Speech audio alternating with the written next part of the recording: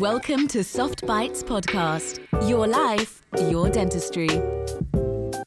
We talk about ways to have more fun and meaning in one of the coolest and most rewarding professions in medicine.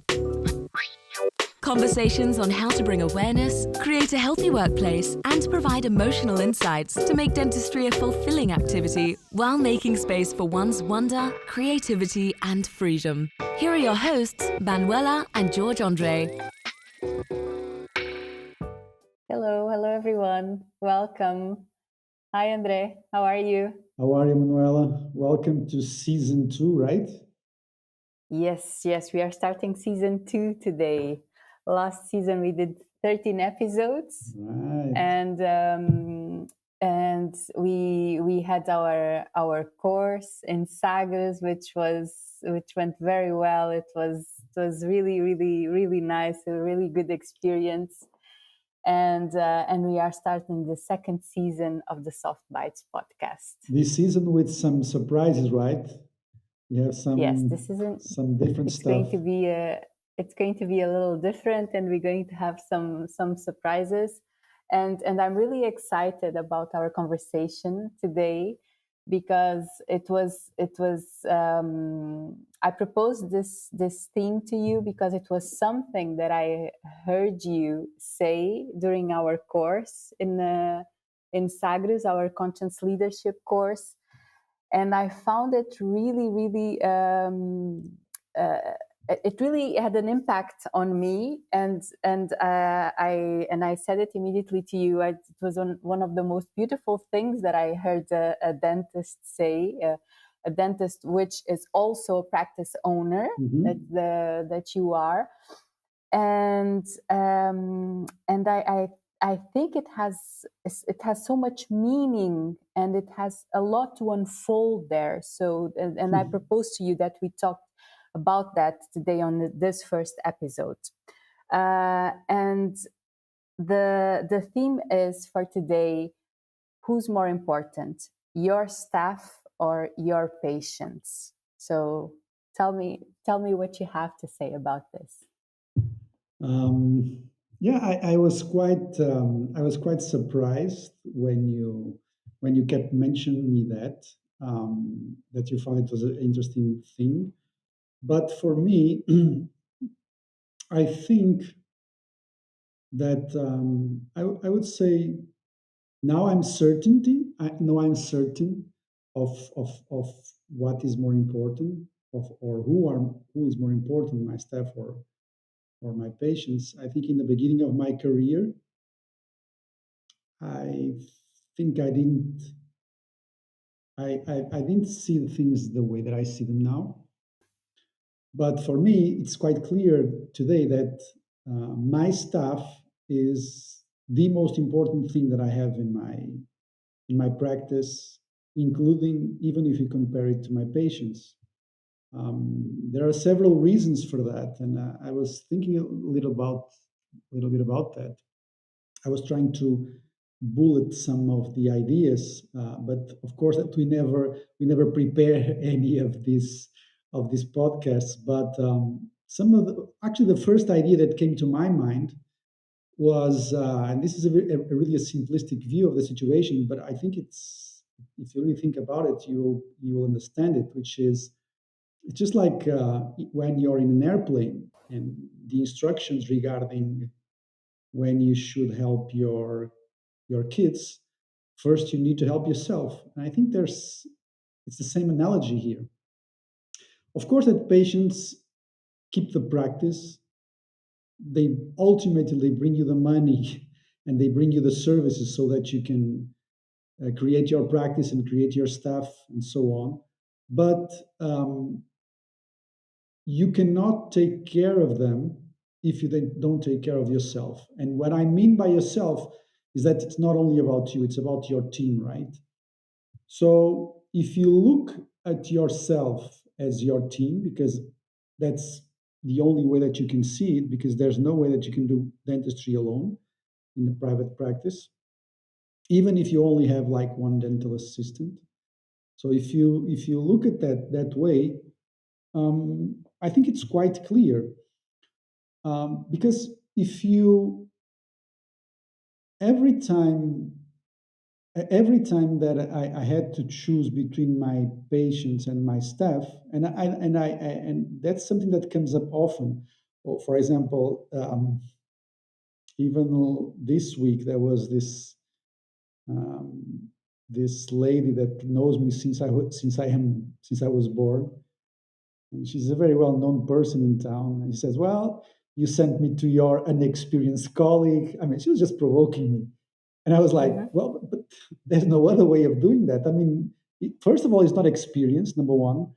And number two, you'll have to keep seeing him because the stuff that he's doing, I'm not doing it. So you always have to make sure that your staff is first and foremost, as long as the patient is respected and the system that you implemented is working and is well taken care of. I mean, if everything is working, there's no reason why to place your patients in ahead of your staff. I mean, the patient is Mm-hmm. not always right. I don't agree that. I'm not saying that you should confront a patient, but I don't think that you should tolerate some stuff from patients. The same way that you should not tolerate some stuff from your staff. But if you keep placing your patients in front of your staff, you ultimately, in my point of view, you will lose your Mm-hmm. staff. You will lose the trust of your Mm-hmm. staff because they will always be scared of doing something wrong. And that I think no one can work in a healthy environment if they are scared. They can't be happy. They can't be healthy. They can't perform at their best, and they can't be calm as well. I mean, they need to have some stability, emotional stability in the place that they are working. And I think that um, if you show them that you got their back, like I always say, even when a patient is being unrespectful or a patient is being unreasonable, because they often are. Mm-hmm. They often are unreasonable. Well, not that often unrespectful, but sometimes they are. But it can Yeah, happen. but they are Mm-hmm. unreasonable many times, especially when you work in a multidisciplinary practice where they get to be seen by several specialties, um, and they get unreasonable. And especially my practice, that I evolved from a single man to many people working with me. Of course, they want to be seen by me. They are used to me, and you need to have a team that trusts you, and for them to trust you, they need to see that Mm-hmm. um, the patient is not always right. I mean, we have values, we have rules, we have systems. We got each other's back. I care about the money that they take home at the end of the month. I care about the schedule that they do. I Even, for example, one of the I'm just remembering something. One of the things that I asked my maybe I talked about this, but anyway, one of the things that my the team of dental nurses asked me, not asked me, I asked them, look, is everything okay? I mean, is there something that you would like to change here? Because they basically, I've got two new dental nurses that just came out of without any experience. One of them, she left for personal reasons, and another one, is pregnant. So sometimes, like all of a sudden, in a practice of five assistants, half of them go home, right? Mm-hmm. So there's a lot Mm-hmm. of changes there, and it's not easy Mm-hmm. to work while with 50% of the staff is completely inexperienced.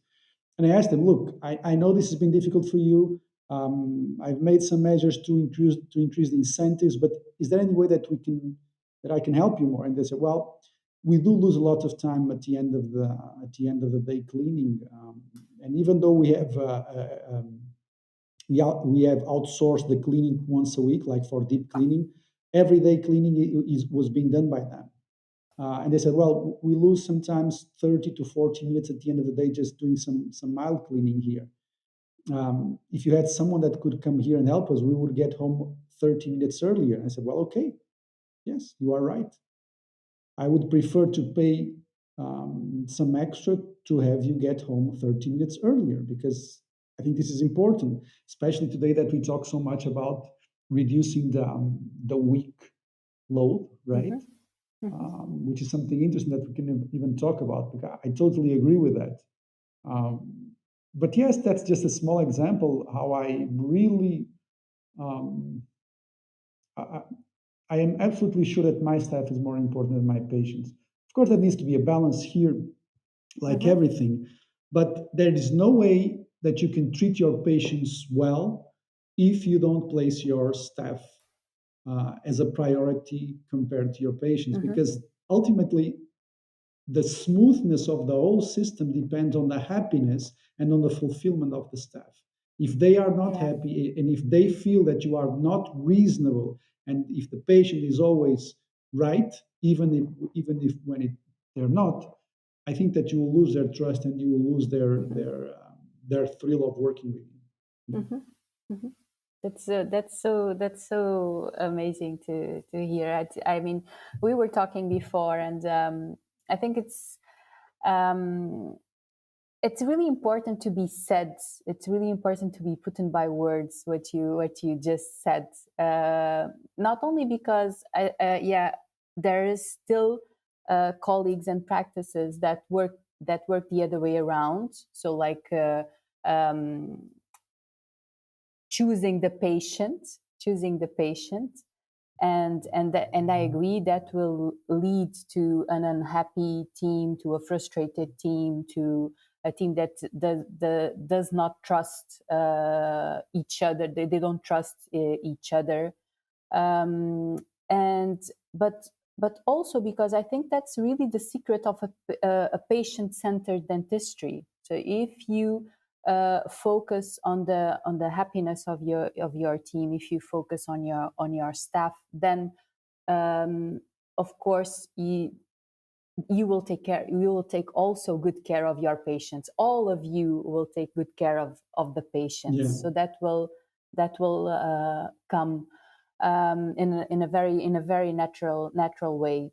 Let me ask you regarding the clinics and the colleagues that still feel that the patient is the most important thing.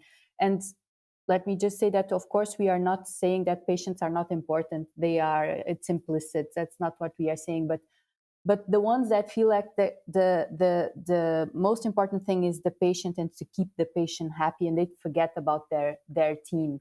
Why do you think that happens? It's money pressure, do you think? That's an interesting question. I think there's a lot of things at stake here. So first, I think that if you open a practice in the beginning, of course, patients are critical, right? And yeah, you may have the tendency to please the patient, to do whatever.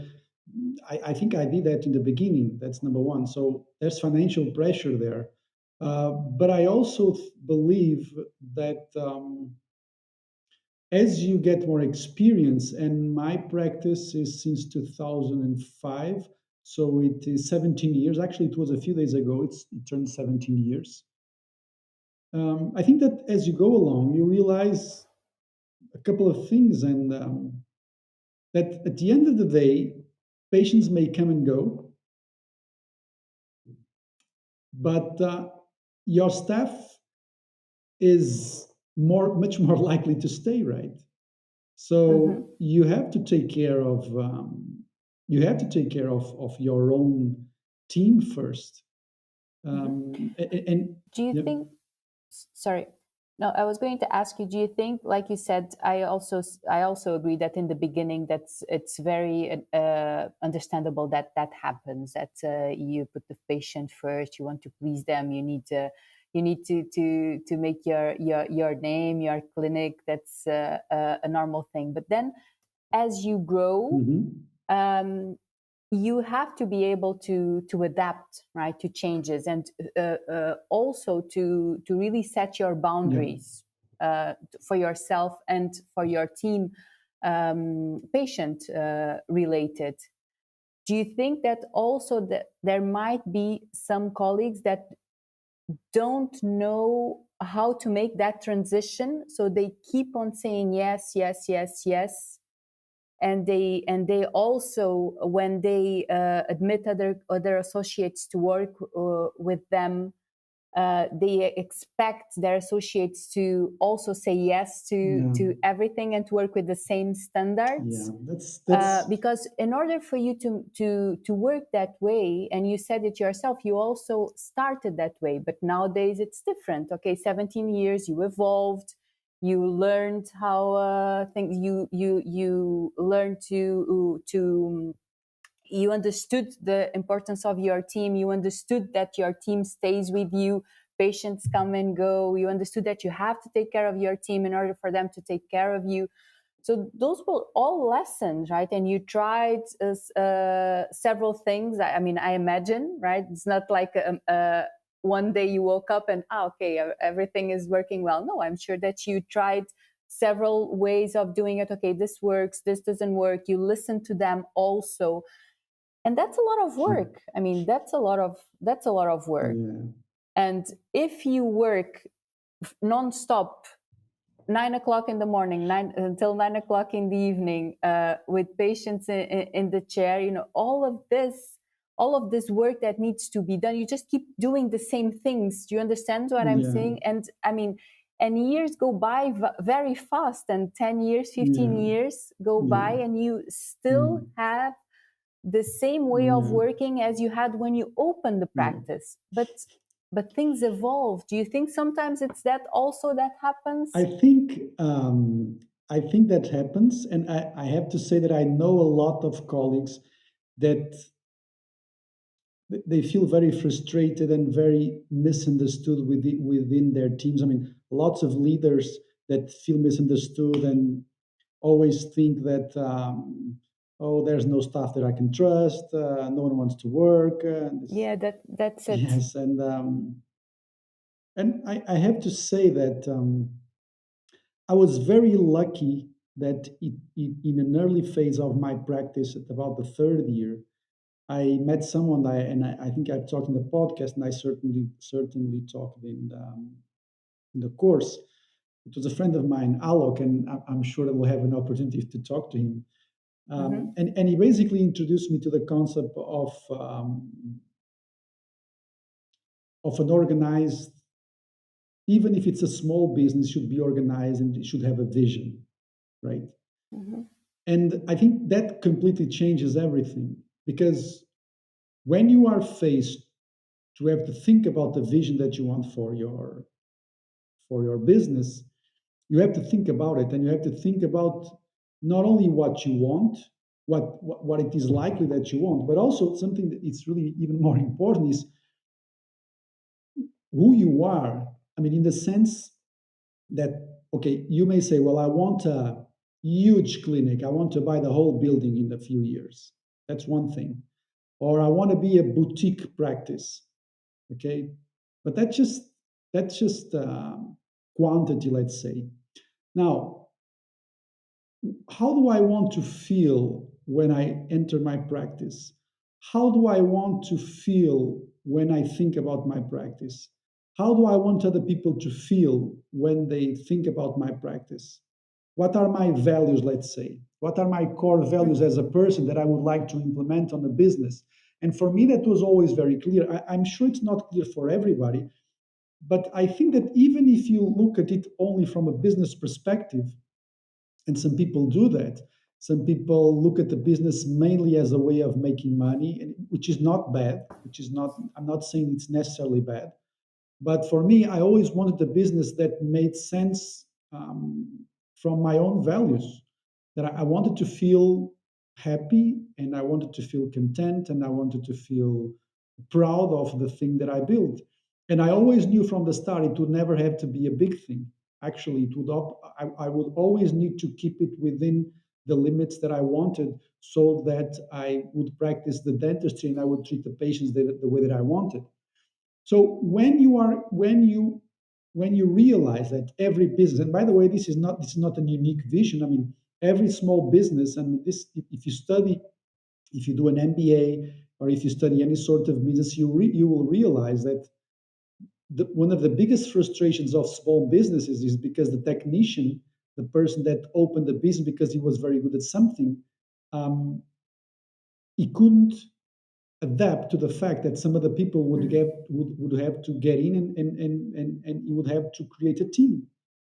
Mm-hmm. And why? Because they most of these good technicians, dentists in this case, they were never really exposed to how a business should be run. And Mm-hmm. when I talk about how a business should be run, it is also in the way that you can manage money and the financial part of it, but also how you organize it, right? And how Mm-hmm. you implement the vision that you want from it. So if you Mm-hmm. think that you want a vision for your practice, I think that early on in your career, you start to make decisions that start to funnel into that vision, right? Mm-hmm. Mm-hmm. And we talked about this in the course with strategic objectives, operating principles, and Mm-hmm. stuff like that. So basically, that's the vision that you have. You can have you may say, well, I want to be the largest practice in Portugal, or you can say, I want to be a practice where people feel good there. And actually, it was very interesting. One of our students in the course, and I spent a lot of time with him, and he was telling me, look, I really want to practice where people feel good there, because I've worked in so many practices, and it didn't feel good. I didn't Mm-hmm. felt taken care of. I didn't. I was frustrated. So I want my practice that dentists that work there, they feel good there, Mm-hmm. because I want to. This is my goal.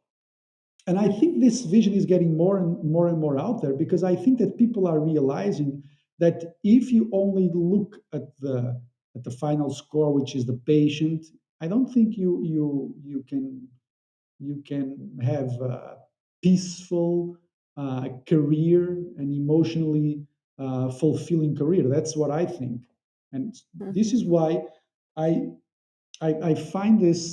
I understand that for some people this can be a surprise, but for me it's very clear. My staff is really Mm-hmm. above my patients in the way of importance, for the Mm-hmm. exact reason that if my staff is happy, my patients will be happy. If my staff is not happy, my patients will not be happy. Mm-hmm. That's very clear to me. Yeah. Mm-hmm. Let me just add something that you said that's very interesting.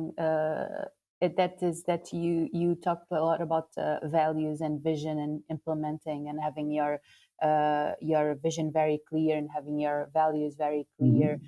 And I also share of that opinion. I think that's very important. And also, and you were talking about it in a practice owner perspective. Mhm. But that's very important also for the ones that don't want to own a practice. So imagine if a clinic has all of that vision values implemented and very clear, Mhm. then it's going to be much more easier to find the people that share the same values to work with. Yes. And also, it's going to be much more clear for the ones that are looking for work, Yes. for a place to work, Yes. and to go to a place and to identify themselves Mhm.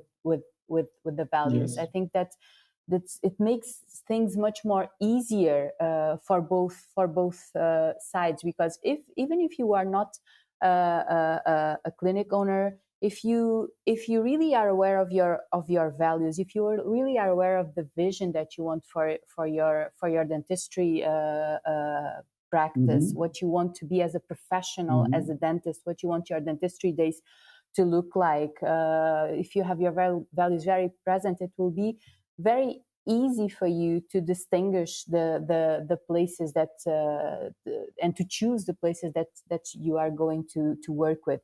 Another thing that I think and that I observe is that the clinic owners that have that vision, that have their values very present in their work philosophy of their practices, are also very dentists that are very good mentors. What?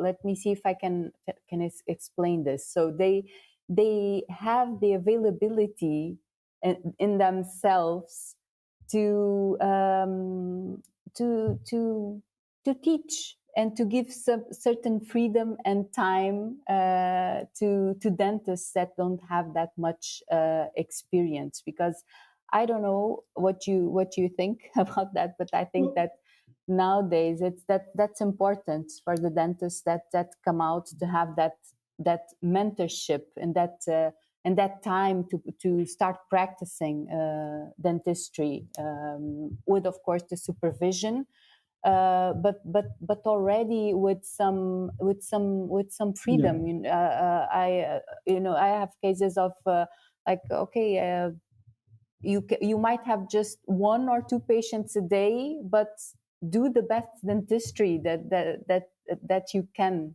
I You think have the freedom to do yes. the best I think dentistry that you can. I think it's important. I always tell them, look, I would never be mad at you because of a technical error. I would never do that. But I would be pissed off if there's something that was clearly set in a certain way, and if you don't do it, and especially when we talk about this over and over, and you know that's the clinic's philosophy, then that would piss me off. But technical errors, Hmm. I would never get mad at anyone or get a negative idea of any dentist that worked with me that ever made that couldn't take out a tooth in the beginning. Um, I would never get mad at them because of that, because I Hmm. don't think that's the most important thing. I think technical expertise comes with time, but they need to feel they are in the safer environment. Of course, it needs to be gradual. It needs to be. Hmm. It's not all in one go. For example, Luis that works with me that starts to do implants and perio, he assisted me doing implants for many years. Hmm. And then he started to do some perio. He saw me doing perio. So now he's taking over, but it was a transition. But I, I always, and I generally say this, some people don't believe this, but honestly, I would like them to be better than me. I do. I wish Hmm. they would be technically better than me. I am technically a very good dentist. I cannot say that I'm not, but my main my main strength is on treatment planning and organizing complex treatment and staging complex treatment and stuff like that. So yes, would have no issue whatsoever that they would be better than me. Actually, there was even a patient a few months ago when I went to see her. Basically, she had been doing some implants with me for quite a few years. And then because of the agenda, and Luis was there, Luis was assisting me on some of those implants. And because of the agenda, I couldn't do the implants on her. I had to schedule something like I said, well, you will do it by Luis. And I told my I said, look, tell her, because she trusts me a lot, tell her that she's in good hands. And then Louise did the implant, and then I went to see her when she was removing the stitches, the sutures. And I went there, and she told me, "Look, I this was the implant that I suffered the least in the post-operative." And we are very careful with the post-operative instructions. They get that beforehand. They take very good medication. We inform them very well. So post-operative pain is very, very mild. But she said, "Look," she told me, and Louise was there. She told me, "Look, this is the implant that I placed that was the least discomfort in the post-operative days." And I said, "Well," and she was joking like, "Look, I think I want to change you for Dr. Louise." And I was so happy for that. And I told, "Look, that's perfect. Honestly, that's and it is because for me." The main goal of my practice, and I don't think it is humanly possible to do it otherwise, is because especially when you work so hard and when you labor so hard to create a practice, it comes a point in time that then dentistry takes its toll on you, because dentistry is a very demanding job. Demanding. And after a certain age, and it is very important that that you have to focus on strengthening your team rather than strengthening yourself. And I think that the most the dentists that I see now that open multidisciplinary practices, that are happier, and of course happier is a very subjective, but they are, Yeah.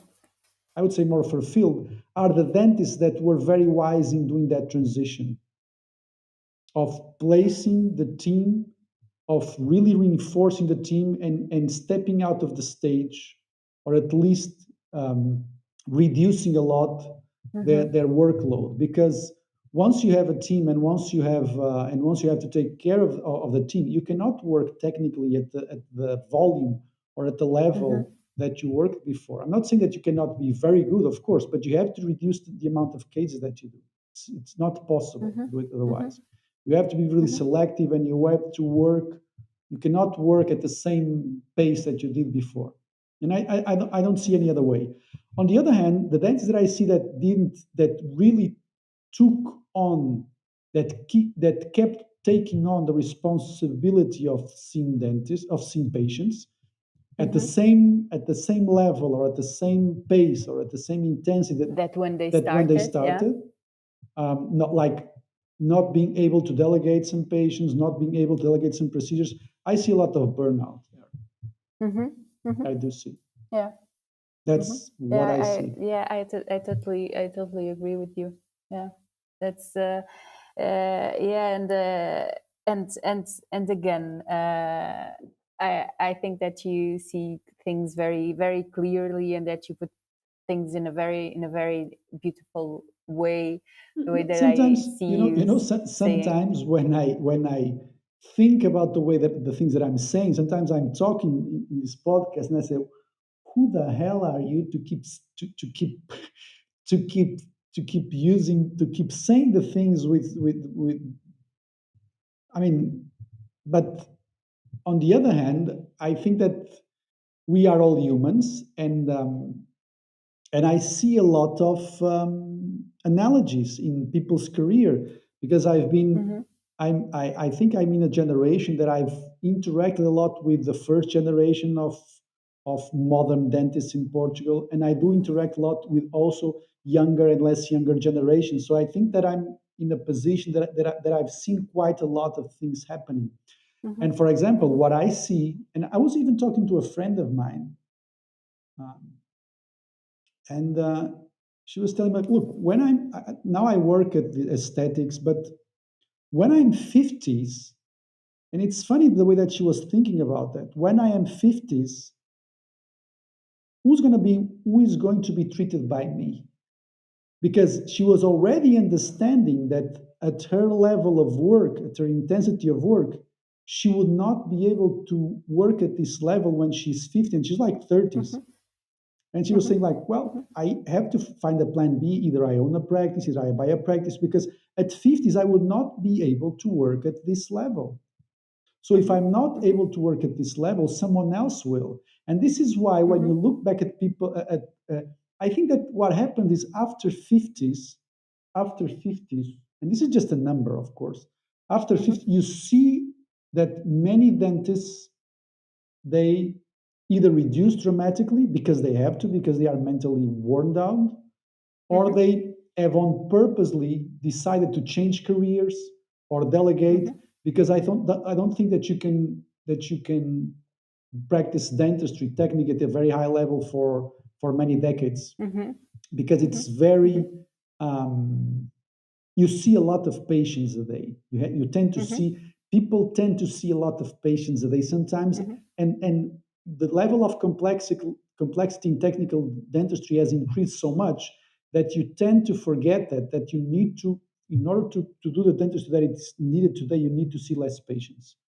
And if you don't do that, Yeah.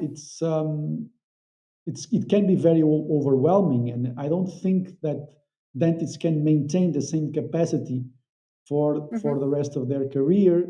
And and yes, and you have to have either you do that on purpose, either you calculate that and you create that that reducing the workload, Mm-hmm. and that is Mm-hmm. easier if you are an owner of the practice. If you work Mm-hmm. somewhere else, it is more difficult. I understand that. um, but being owner of the practice also has the mental load of managing stuff. Mm-hmm. Mm-hmm. So I think this path that it comes to a certain age that you have to really reduce the Mm-hmm. technical side of the dentistry. I don't think there is any other way, because if you don't do that, you will be mentally worn very easily. And you were talking, and I just remember that I had the conversation with a young colleague. I think she graduated 2 or 3 years ago from dentistry, Hmm. and she reached out because she wanted to do the mindfulness course. And I always have like a discovery session to know the person, to see if the course is Hmm. fitted. So and it was very interesting what you said, that remind me that I remind me while you were speaking, because I think that this new generation already take things a little bit different. She said, it's because look, I look around and my colleagues, it's like dentistry is a sprint for them. No, so they wake up, they go to work, they work all day, patients, patients, patients, Hmm. they finish, they go Hmm. home, the other day the same thing. Hmm. It's like a sprint, Yeah. and I don't want to do it like a sprint. Yeah. I want to enjoy it. I don't know if I'm going to do this for the rest Yeah. of my life, but while I'm doing it, I want to enjoy Yeah. it. I don't want to have this sprint Yeah. feeling. So I think that this new generation already takes things a little bit different. But when she mentioned it's like a sprint, I could totally identify myself with this sprint feeling. But but And yeah, if you but do, for practice it's yeah. owners, this is one. It's another huge reason why you should take care of your team. If you want to Mm-hmm, reduce work, you should really take care mm-hmm, of your team, because they mm-hmm, will follow up on your path. And by mm-hmm, taking care of your team is not like placing them on the position that you don't want to be. You don't want to wear them out, right? You mm-hmm, want them mm-hmm, to have a you want them to be fulfilled working there. That includes reasonable working hours, which is something that I think we should also focus. We should also think mm-hmm, about that. And mm-hmm, I mm-hmm. think that it is in Belgium, right, that the working days are being reduced, right? Yeah, yeah. Now legally, Yeah. 4 days a week. So legally, it's the law is out. Hmm. But it was something that it was already done. Yeah. Maybe I mean now it's legal, but it was something that the work week was already But four days, 4 days a they week. would condense 5 days into 4 days, No, no, the same it's the schedule. normal. Okay, It it's is the same interesting. I schedule. was reading some stuff about that, and there was I'm not sure when, but basically we used to work 6 days, right? We will only Mm-hmm. rest one day. And Yeah. then when there was a transition of stopping working on Saturday, I'm not sure when it was, maybe a few centuries ago, there was the same criticism that is happening now, which is, oh, what about productivity? What about income? How about being competitive with other countries and stuff like that? And when that shift was made from 7 days to 6 days, um, what happened was that all those fears didn't happen. Mm-hmm. Mm-hmm. They didn't happen, Mm-hmm. and I am. This is a question that is very close to me, because my father has a restaurant. My aunt, she has a restaurant as well, and it's very typical on restaurants to have people working with only one day off. Mm-hmm. And even though it is, of course, that financially it can be rewarding for employees to do that, it is very, very violent. It is extremely violent for people only to have one day off. So that's extreme. But I also believe in dentistry that it should be reasonable. Schedules should be reasonable.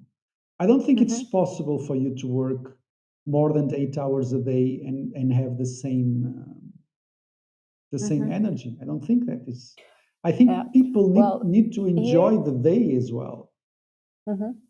Here in Belgium, dentists usually already work 4 days a week Hmm. with a schedule from 9 to 5. Yeah, There is no practices open on weekends or maybe some yeah. Saturday mornings, Hmm. but that's not the normal rule. There is on weekends there is a scale of Yeah. emergencies. So you as a dentist have to do per year one Saturday or one Sunday Hmm.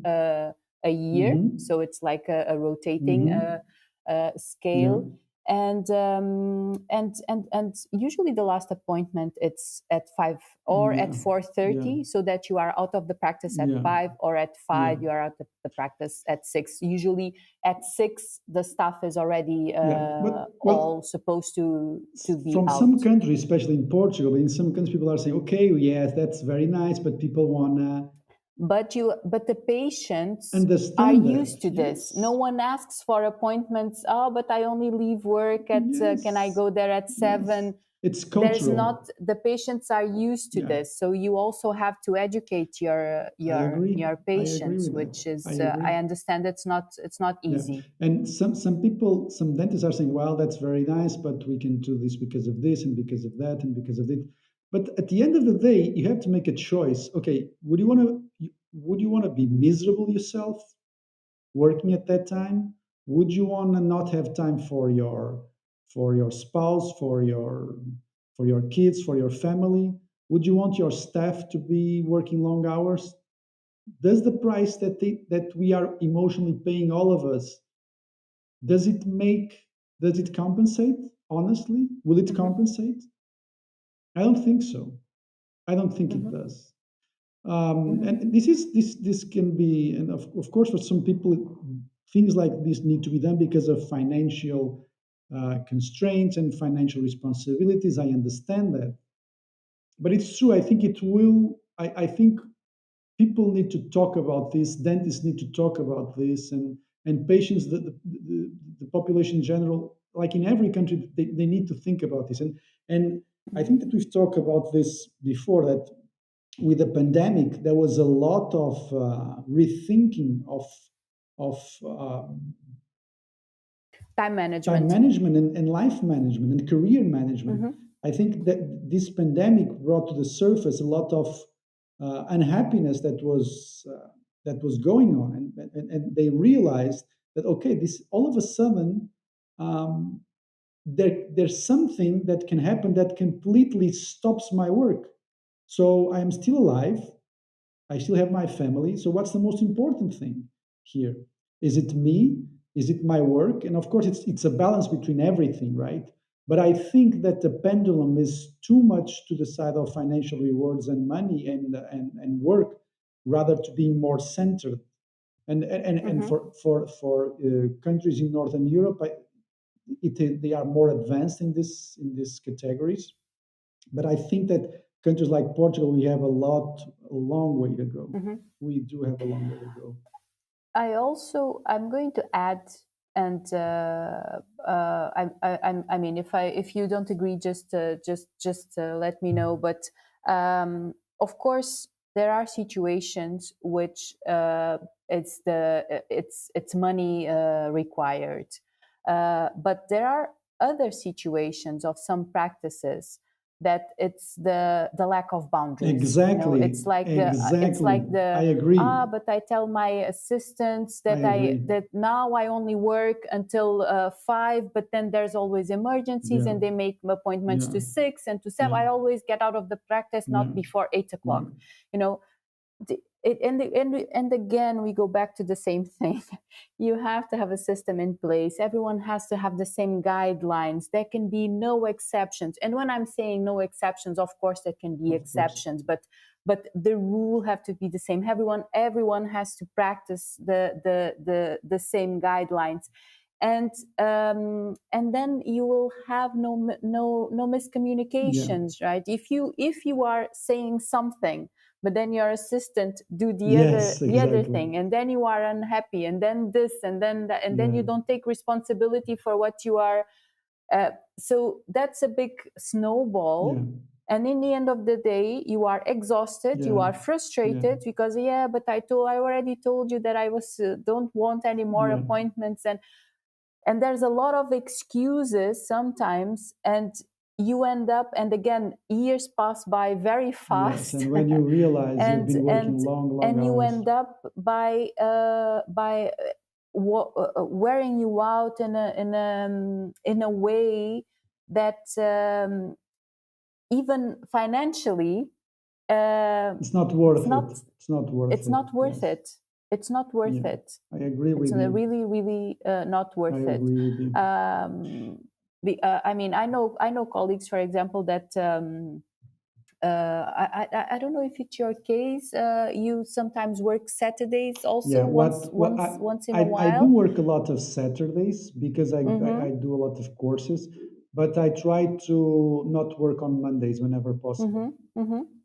But I know of colleagues that they work 4 days a week, and then Saturdays, and sometimes on Saturdays they go for big things, for big for only one patient, but that they need to be rested and that they need to do big work. So they once in a while they go okay, and that's an exception, and that's something that you feel good on doing it, and financially. It compensates. One of the things that, for example, we do. My staff works on Saturday mornings, and they, if they work on a Saturday morning, they don't work on the morning of the weekend. And I don't think this is not a perfect solution. This is like it's a reasonable, but it's a compromise, which is like when patients, can you book it after work? Well, you can come here on Saturday morning. Saturday morning, I want to rest. So don't come here, right? I would say that to them, but I mean the answer is obvious. Their happiness and their comfort is above yours.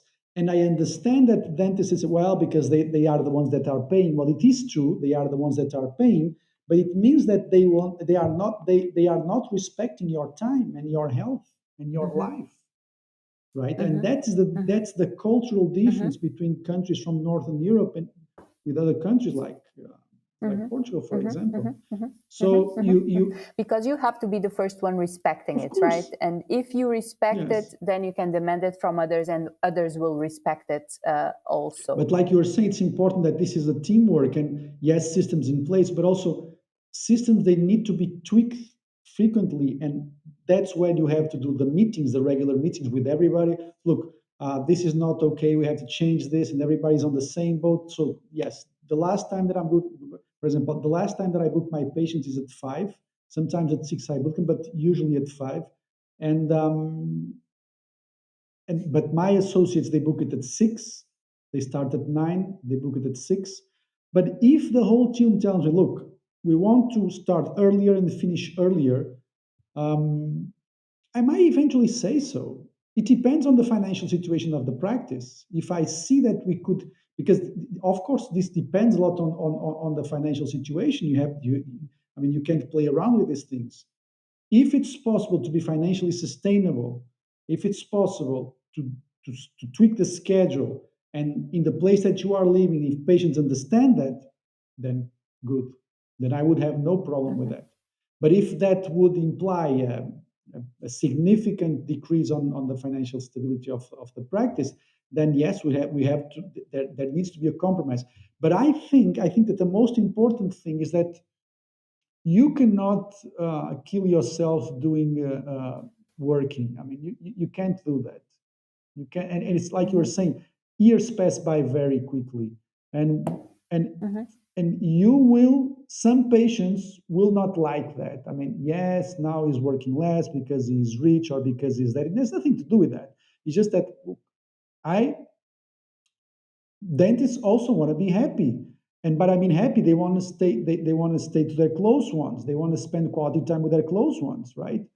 Um, and I think that the patients need to understand that as well. And if you tell to the patients, look, and sometimes I tell them, uh, for example, when they talk to me about delegation to other colleagues, I tell them, look, when you start to have success, I say this in 2 minutes. When you start to have success, you only have two options.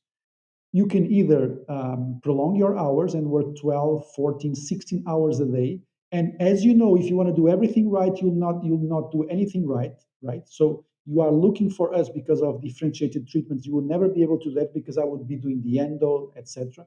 It's just like having the cooker answering the phone and serving the tables. You think it makes sense? It doesn't make sense. So option two would be to gather a team with the same philosophy and train them and expect and try them to perform at the best possible so that my treatment philosophy and the practice treatment philosophy can implement it in a healthy way, because otherwise it's not impossible. And of course I have not chosen option one, I've chosen option two. And I also tell them, look, and this is the way that dentistry is done, the modern dentistry is done all over the world. I mean, this is the way to go. I mean, if you tell me there is a dentist that works, that does everything well, honestly, I will not believe you. And so this is the way it is. I understand that, but I cannot work 16 hours a day. It's impossible for me.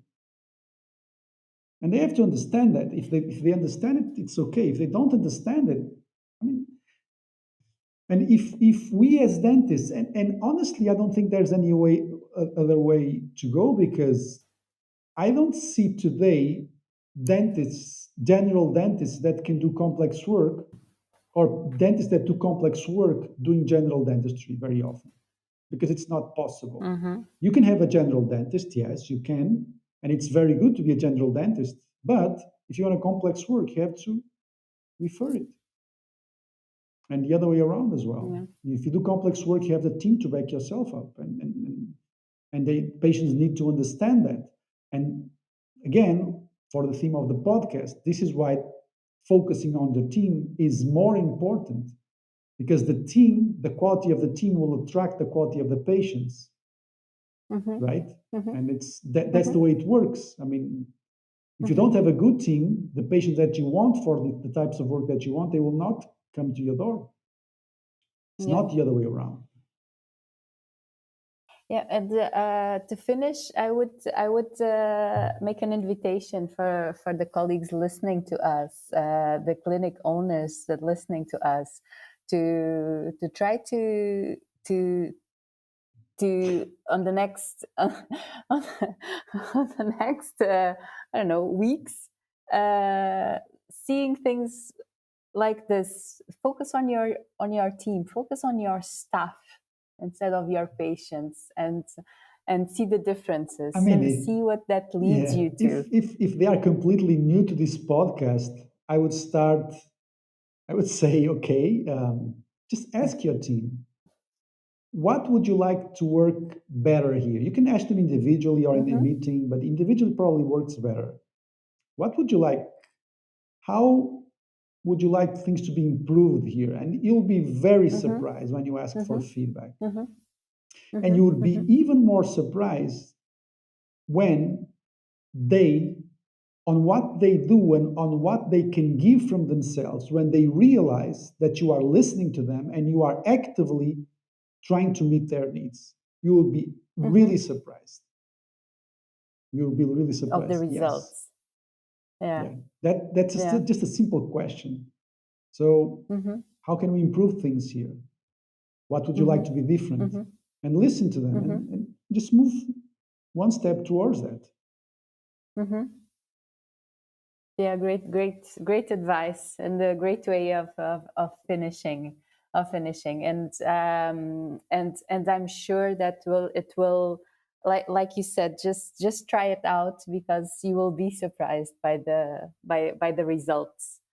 I was saying, thank you so much. Thank you so much, Andre. I really, I think that this is really important because it's for me. It, just to put these things out in words and to say them and to listen to someone saying all these things. For me, I find it very very inspiring. I find it very very I, inspiring, and I find it so I, important I, for dentistry. I it's yes, it's true because sometimes when you practice in a certain way, sometimes you forget how most people practice. But yes, I understand it's a path that you go through. You make mistakes, you learn some stuff, and this is very important. You have to learn some stuff. Hmm. You have to be And open, you have to learn from your mistakes, yes, of but course. Yeah. also you have to learn from people that from professionals. I mean, you have to seek help. Even in the course, one of the students was saying, "Well, in the beginning, I wanted to do good veneers, so I did a veneer course. So then I wanted to be very good at DST, so I did a DST course.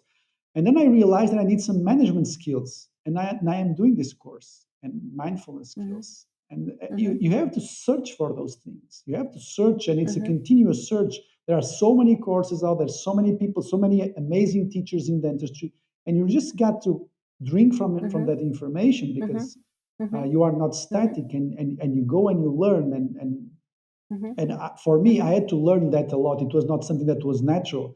I really had to go through a personal transformation and personal growth in terms to be able to give more, to give as much as possible. Because I think that the more you learn, the more you are able to give, and at the end of the day, that's the most important thing, right? Hmm. Yeah, yeah, and I also think that dentists are very curious by nature, and they like Yeah, to learn, yeah, and they like to invest in themselves and in their yeah. skills.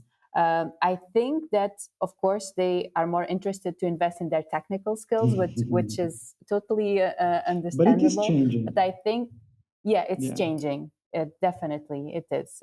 It is changing, and and what we just said that in our generation, dentists would start to realize that they could not keep up the rhythm uh, Yes. uh, after their 50s. Yes.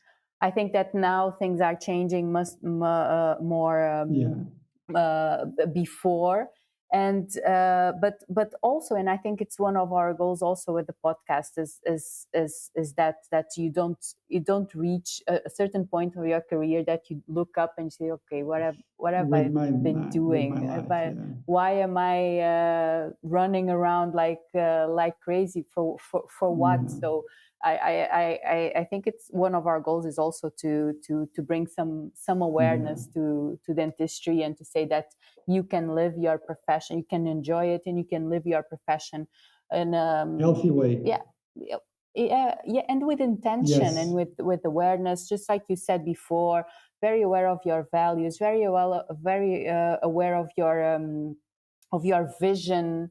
You have to be very clear about what you want your dentistry days to be like. If you want to have a clinic or not. If you already have a clinic, what kind of clinic do you want? What are your goals, personal goals, work goals?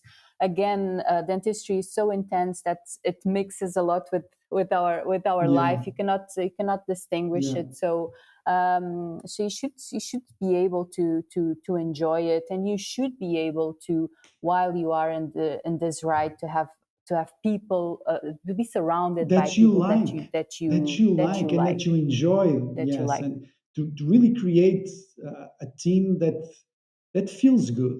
They don't need to be your Mm-hmm. family, but they need Mm-hmm. you need to find fulfillment. You need to find comfort. You need to find that there's trust there, there's respect, there's trust, there's care. And I think that if you can get that in a team, I think that this is way way more important than than financial. And also because dentistry, I mean, you will not be a millionaire doing dentistry. You will never get it. I mean, you can have a very reasonable life, very comfortable life, but I think that this is all possible within the financial goals of most dentists. Mhm. Mhm. Okay, thank you so much. Thank you so much, Andrea. I really enjoy it. Thank you for your generosity, and it was a wonderful conversation. Thank you, and thank you for to everyone that listens to us, or on YouTube, or on or just on Spotify, or on another podcast platform. Thank you so much for being there. If you have any comments, any questions, if you want to get in touch, if you have any suggestions for us to talk about here in the podcast, just let us know. I'm having a lot of fun Yeah, always me too. here, and we are going to continue. And we are going to have a new edition of the Conscience Leadership Yes, course. yes. It's going to be in October, 6th, 7th, and 8th of October. Again in Sagres, because we really enjoyed it. It's a beautiful, beautiful place with a beautiful energy, and it's going to happen again. And I'm very, very, very happy for Yeah, that. we're looking So forward for that. yeah. Thank you, Andre, and bye bye, everyone.